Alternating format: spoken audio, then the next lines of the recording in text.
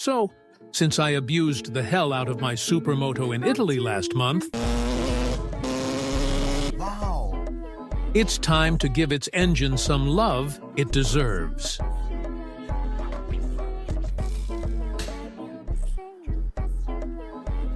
"187 hours, of which 20 to 30 are very hard supermoto street driving.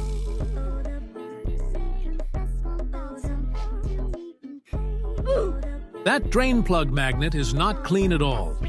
Guess that's what I get for banging gears with an aftermarket quick shifter.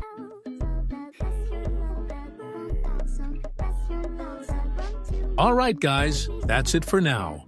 Part 2 soon, where we take the engine apart and look for anything spicy.